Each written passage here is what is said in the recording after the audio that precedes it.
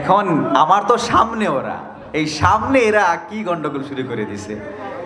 এ মাহফিল করবো কিভাবে, এখানে বয়ান করবো কিভাবে, এখানে বাইরে গন্ডগোল লাগছে, সবাই বাইরে চলে গেছে। দু একজন যান ওইখানে গন্ডগোল সমাধান করেন, সবাই চলে গেলে তো হবে না, মহা মুশকিল। আপনারা সবাই চলে যাচ্ছেন কেন?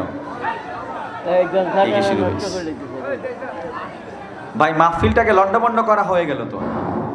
তোমরা কেউ উঠছো না, বাইরে যারা গেছে গাও তোমরা আর উঠছো না, মাহফিলটা তো নষ্ট করে দিবা।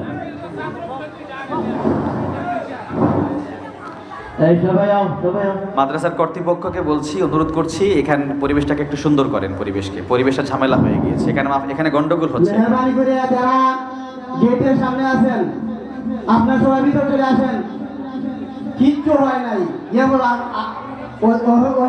দৌড়াদৌড়ি করেন, পুরো একটা গন্ডগোল হয়ে গেল। সবাই চলে আসেন। ज़मन मैला नहीं होता,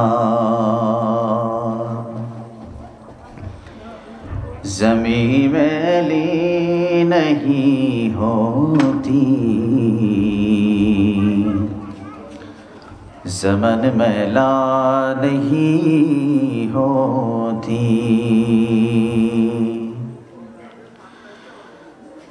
ज़मीं मैली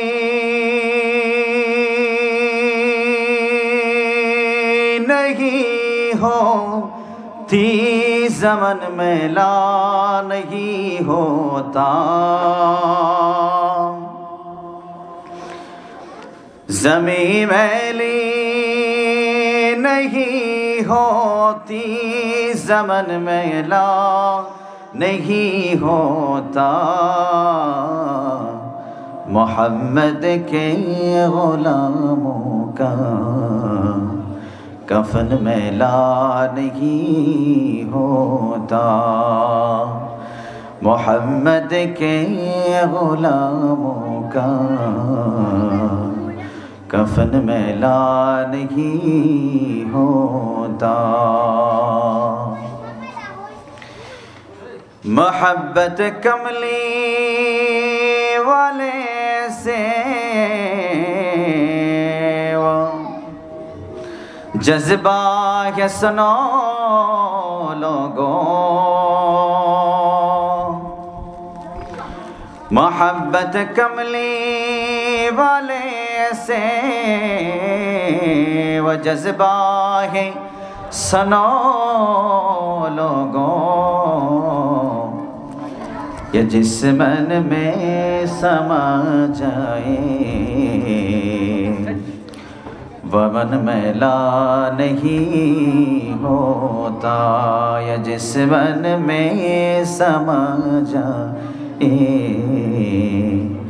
वमन मैला नहीं होता, ला इलाहा इल्लल्लाह, ला इलाहा इल्लल्लाह, ला इलाहा इल्लल्लाह, ला इलाहा, ला इलाहा इल्लल्लाह, मुहम्मदुर रसूलुल्लाह सल्लल्लाहु अलैहि वसल्लम। अल्हम्दुलिल्लाह। दारुल जन्नात আরাবিয়া কোয়ারপাড় মাদ্রাসা, জাতুকর্ণপাড়া, বানিয়াচং, হবিগঞ্জ উদ্যোগে আজকে ৩২তম বার্ষিক ইসলামী মহাসম্মেলন। আজকের এই মহতি মাহফিল কোরআন সুন্নাহের বর্ণাঢ্য আয়োজনে উপস্থিত রয়েছেন পরম শ্রদ্ধাভাজন, যোগ্যবান, ভাগ্যবান সদরে জলসা, আগামী জাতির কর্ণধার, জাতির কান্ডারি, জাতির প্রাণ, জাতির বিবেক, মানুষ করার কারিগর, মুআজ্জাজ মুকাররম উলামা ইকরাম, শিক্ষক মণ্ডলী, আমার প্রীততুল্য বয়োজ্যেষ্ঠ বাবারা, ইতিহাস পরিবর্তনকারী, আগামী জাতির কর্ণধার, জাতির সিপাহসালার, বিপ্লবী ব্যক্তিত্ব, আমার কলিজার টুকরা, হৃদয় নিংড়ানো ভালোবাসার অধিকারী যুবক ভাইরা এবং পর্দার অন্তরালের শ্রদ্ধেয় সম্মানিত মা বোনেরা, সকলকে আমি আবার শান্তি বাণী শোনাচ্ছি। বলছি আসসালামু আলাইকুম ওয়া রাহমাতুল্লাহি ওয়া বারাকাতুহু। মুহতারাম হাজিরিন, প্রত্যেক জিনিসের একটা সৌন্দর্য আছে, ডিসিপ্লিন আছে। উদাহরণ দিচ্ছি, আল মাজালিস বিল আমানা, এই মাজলিসগুলি কিন্তু আমাদের জন্য আমানত। কারণ এই মাজলিস যেন তেন কোনো মাজলিস নয়, এটা হচ্ছে কোরআন সুন্নাহের একটা মাজলিস।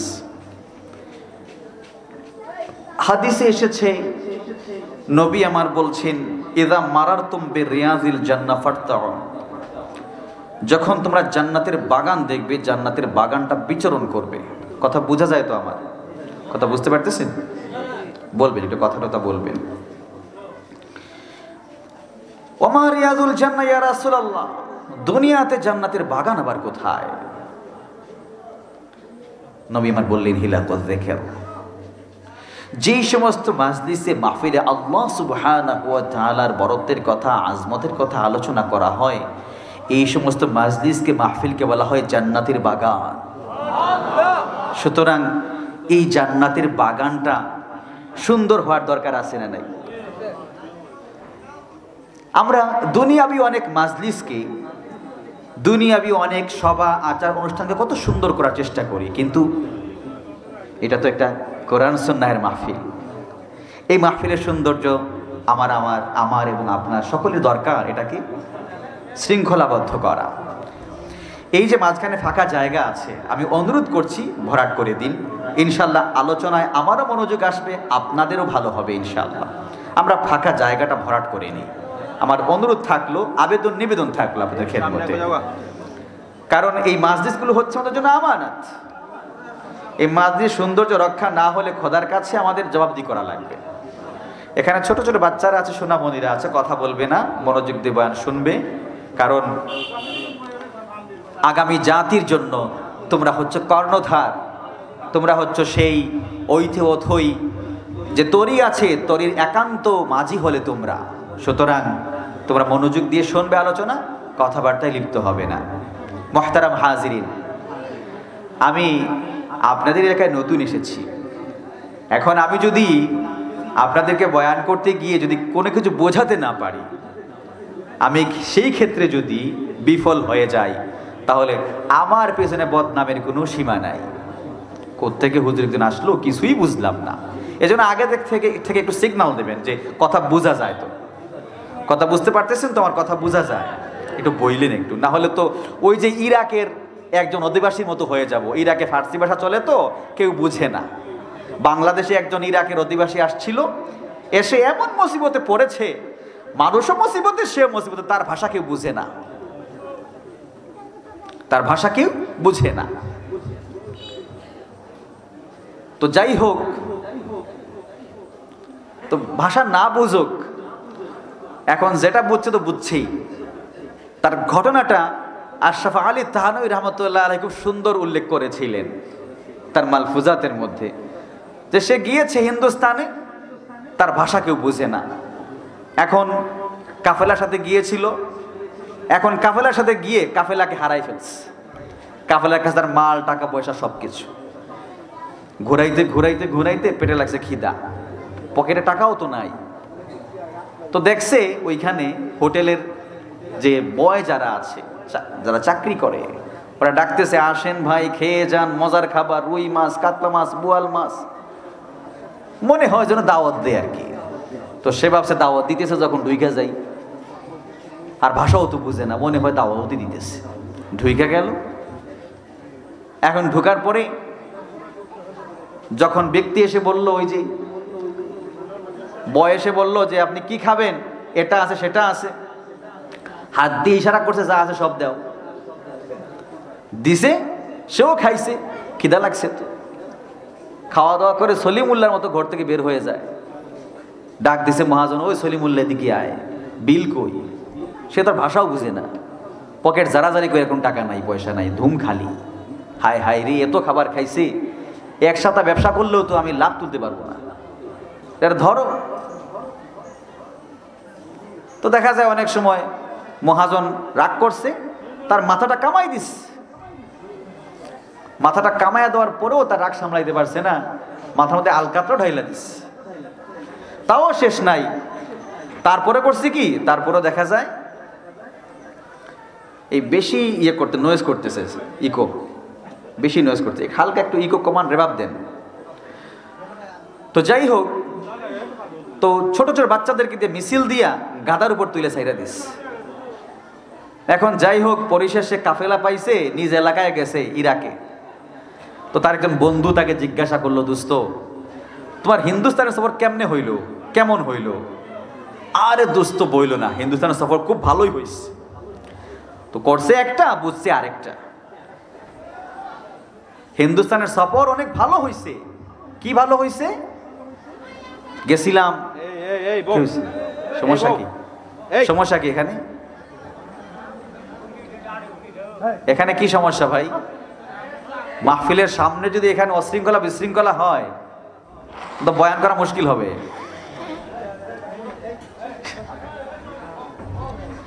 এখানে কি হয়েছে?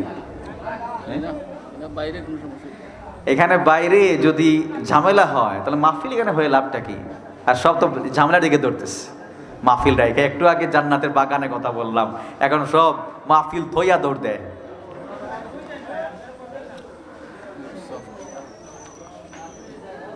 আপনাদের মনোযোগ আছে না গেছে? গেছে কি নি? আচ্ছা, তো সে যখন গেল তার এলাকায় যাওয়ার পরে তার বন্ধু তাকে জিজ্ঞাসা করলো, দোস্ত হিন্দুস্তানের সফর কেমন হইল? আরে দোস্ত হিন্দুস্তান কা সফর জিয়াদা আচ্ছা থা। আচ্ছা জানো, আমি যখন হাঁটাহাঁটি করলাম, পেটে খিদা লাগলো, দাওয়াত দিয়ে আমাকে হোটেলে ঢুকাইস, পেট ভইরা খাইছি, বিল মাফ, বিল নেয় নাই। আচ্ছা আর কি? মাথাটা কামাই দিছে, কোনো টাকা নেয় নাই, ফ্রি। আচ্ছা আচ্ছা আচ্ছা, আর কি হইল? মাথার মধ্যে এমন দামি একটা তেল দিছে, যদিও তেলের রংটা কালো। মাথায় কি দিছে? আলকাতরা দিছে না ভাই রে ভাই, 2 মাস হয়ে গেছে, তেল তো ছুটে না, অনেক দামি তেল।